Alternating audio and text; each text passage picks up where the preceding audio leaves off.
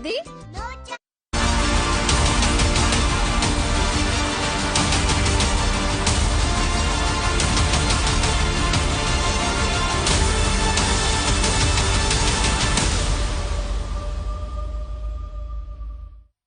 और ब्रेक के बाद आज को अखबार में एक बार फिर से स्वागत है आपका। बढ़ते हैं आगे, जहां मुख्यमंत्री मनोहर लाल ने शनिवार को पंचकुला के ताऊ देवीलाल स्टेडियम में खेलो इंडिया यूथ गेम्स के लिए की जा रही तैयारियों का निरीक्षण किया, जिसके बाद सीएम ने कहा कि पंचकुला में खेलो इंडिया यूथ गेम्स के चौथे संस्करण के सफल आयोजन के लिए 31 दिसंबर तक सभी तैयारियां पूरी कर ली जाएंगी। बता दें कि 5 फरवरी से 14 फरवरी 2022 तक होने वाले इन खेलों में 25 तरह के कई खेलों का आयोजन किया जाएगा, जिसमें देश भर से लगभग 10,000 खिलाड़ी हिस्सा लेंगे। इन खेलों का शुभारंभ 5 फरवरी को पंचकुला के सेक्टर 3 स्थित ताऊ देवीलाल स्टेडियम में होगा।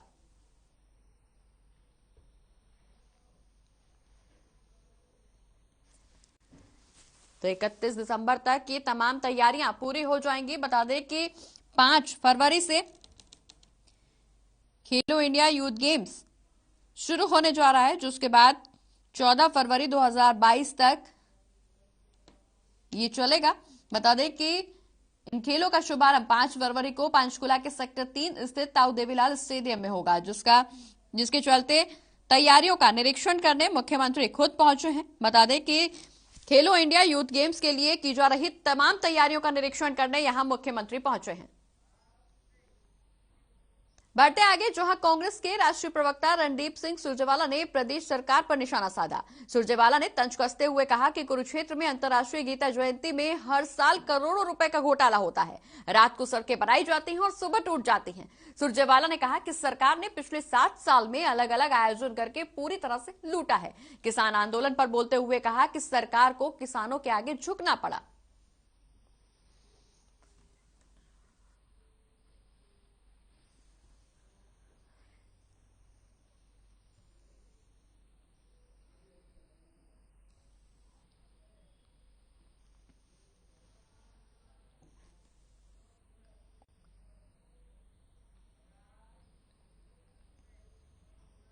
और इसी खबर पर ज्यादा जानकारी के लिए हमारे संवाददाता विनोद कुंगा हमारे साथ लाइव जुड़ गए हैं। विनोद, सुरजेवाला ने सरकार पर तंज कसते हुए कई बड़े बड़े आरोप लगाए हैं। उन्होंने जहां किसान आंदोलन को लेकर बोला है कि सरकार को झुकना पड़ा, वहीं उस दौरान उन्होंने घोटाले के भी आरोप लगाए।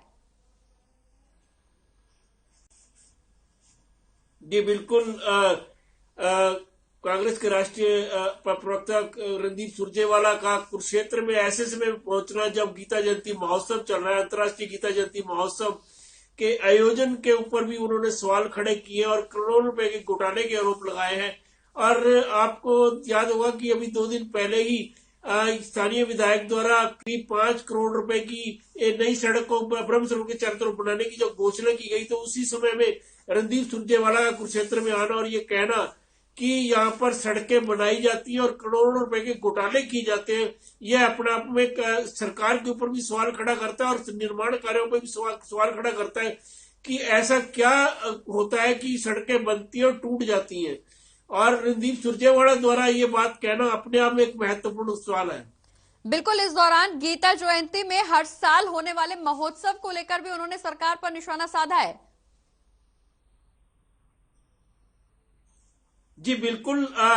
क्योंकि अंतर्राष्ट्रीय गीता जयंती महोत्सव पर सरकार की ओर से करोड़ों रुपए का बजट आता है और विभिन्न कार्यों पर लगाया जाता है, परंतु और जो जिन कार्यों पर लगाया जाता है क्या वास्तव में उन कार्यों पर लगता है या वो कहीं ना कहीं इनके निर्माण कार्यों पर कहीं ना कहीं सवालिया निशान खड़े होते हैं कि कहीं ना कहीं खामियां हैं।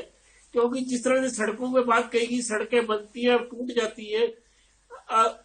मैं आपको बताना चाहूंगा कि अभी पिछले 6 साल से कुरुक्षेत्र की एक महत्वपूर्ण सड़क बन रही है जो पिपली से लेकर थर्ड गेट तक बन रही है।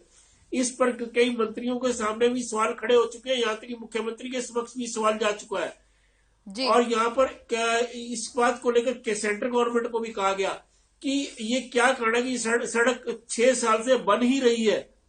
ऐसे में सड़कों के ऊपर भी जो सड़कें बन रही है तो कहीं ना कहीं उनमें क्या खामी है कि वो सड़कें बिल्कुल विनोद, रात में सड़कें बनती हैं और सुबह टूट जाती हैं, ये बड़ा आरोप इस दौरान सुरजेवाला ने सरकार पर लगाया है। वहीं कई और बड़े घोटालों के भी आरोप सरकार की तरफ से सरकार को लगाए गए हैं। अब देखना ये होगा कि सरकार की तरफ से पूरे मामले पर क्या कुछ प्रतिक्रिया सामने आती है। बहुत बहुत शुक्रिया विनोद, ये तमाम जानकारी हमारे दर्शकों तक पहुंचाने के लिए।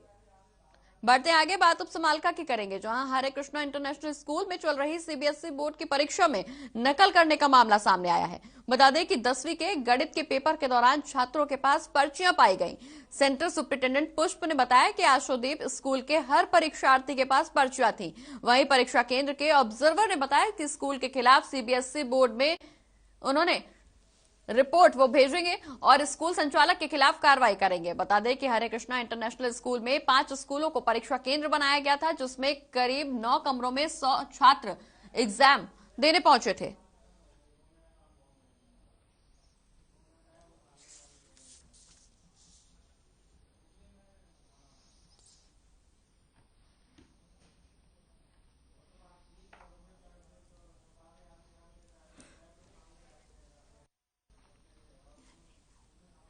तो स्कूल संचालक के खिलाफ यहां कार्रवाई की बात जहां एक तरफ की गई है, वहीं समालखा के हरे कृष्णा इंटरनेशनल स्कूल में चल रही सीबीएसई बोर्ड की परीक्षा में ये नकल करने का मामला सामने आया है। छात्रों के पास यहां पर्चियां पाई गई। बता दें कि हरे कृष्णा इंटरनेशनल स्कूल में 5 स्कूलों का परीक्षा केंद्र बनाया गया था इसे, और जिसमें करीब 9 कमरों में 100 से ज्यादा छात्रों के एग्जाम चल रहे थे और इसी के चलते छात्रों के पास यहां पर्चियां पाई गई। 10वीं के गणित के पेपर के दौरान यहां छात्रों के पास पर्चियां मिली हैं।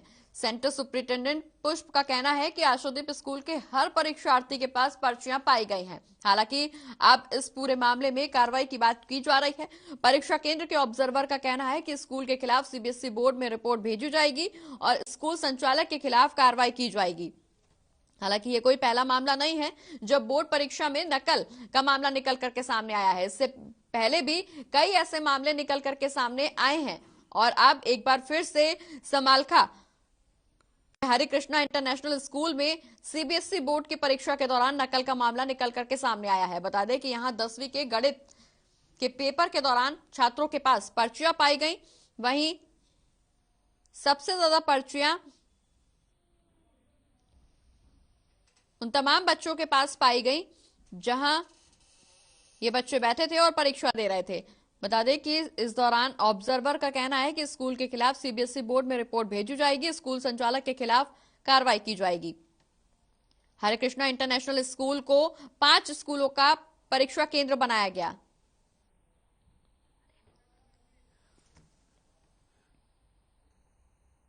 तो स्कूल संचालक के खिलाफ ऑब्जर्वर ने कार्रवाई का आश्वासन दिया है। अब देखना यह होगा कि इस पूरे मामले पर क्या कुछ कार्रवाई की जाती है। इसी खबर पर ज्यादा जानकारी के लिए हमारे संवाददाता धर्मवीर हमारे साथ जुड़ गए हैं। धर्मवीर, ये कोई पहला मामला नहीं है। हालांकि समालखा में इस दौरान 10वीं के गणित के पेपर के दौरान ये पर्चियां पाई जाने का मामला सामने आया है, नकल का मामला सामने आया है। इस पर अब क्या कुछ कार्रवाई होगी? जी, इसमें हमारी समालखा थाना प्रभारी से भी बात हुई थी। उन्होंने कहा स्कूल की तरफ से अभी तक उन्होंने कोई शिकायत नहीं मिली है। अगर शिकायत मिलती है तो उन पर कार्रवाई करेंगे।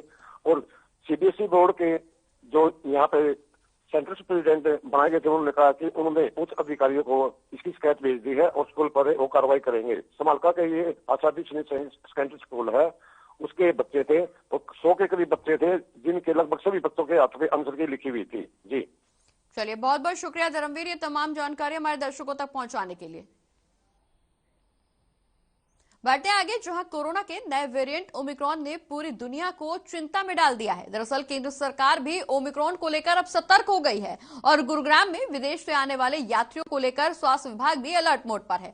बता दें कि स्वास्थ्य विभाग को 1888 लोगों की लिस्ट मिली है, जिसमें 412 लोग ऐसे हैं जो उच्च जोखिम वाले देशों से आए हैं।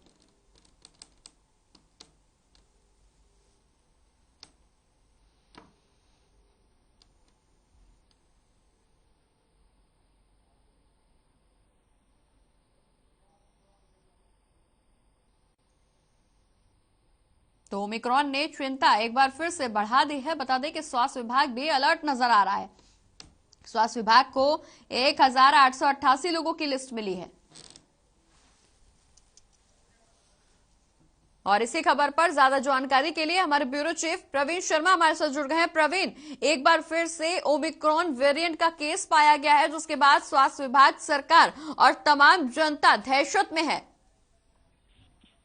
जी बिल्कुल, देखिए एक केस और आने के बाद से कहीं ना कहीं देश में दहशत का माहौल है, लेकिन जो अगर स्वास्थ्य विभाग की बात करें तो पूरी तरह अलर्ट पर है। हरियाणा स्वास्थ्य विभाग ने बाकायदा दिशा निर्देश जारी कर सभी इंतजाम पूरे करने के लिए कहा गया है। उसके अलावा जो विदेशों से लोग आ रहे हैं उनकी गहनता से जांच भी की जा रही है। और आपको बता दें कि गुरुग्राम में भी क्योंकि बहुत ज्यादा लोग विदेशों से आते हैं तो यहाँ भी उन पर कड़ी नजर रखी जा रही है। और अथॉरिटी को कहा गया है कि कोई भी आदमी यदि विदेश से आता है तो उसकी रिपोर्ट सीएम ऑफिस को और जिला प्रशासन को करे, ताकि कोई भी केस अगर आता है तो उसको रोका जा सके और आगे बढ़ने से रोका जा सके।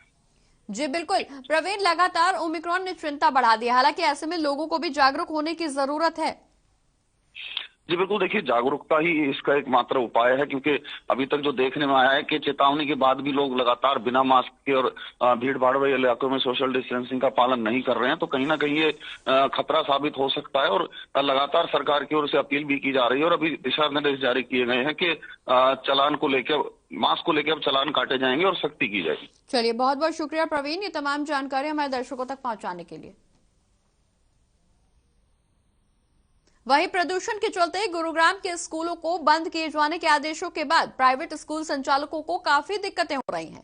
दरअसल हरियाणा सरकार के इस फैसले पर लगातार स्कूल संचालक सवाल उठा रहे हैं। स्कूल संचालकों का कहना है कि सिर्फ स्कूल बंद करने से क्या प्रदूषण में कमी होगी, वहीं स्कूलों को बंद करके घर पर रह रहे छात्रों को क्या प्रदूषण से वो बचा पाएंगे, ये बड़ा सवाल लगातार बना हुआ है। प्रदूषण के चलते स्कूल बंद हो गए हैं। प्राइवेट स्कूल संचालकों का गुस्सा एक बार फिर से फूटता हुआ नजर आ रहा है।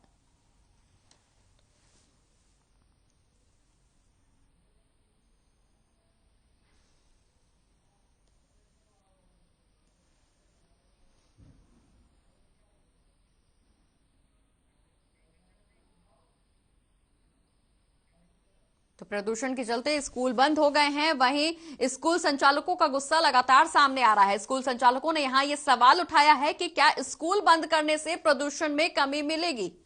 और इसी के साथ आज के अखबार में फिलहाल के लिए इतना ही। मुझे दीजिए इजाजत, नमस्कार।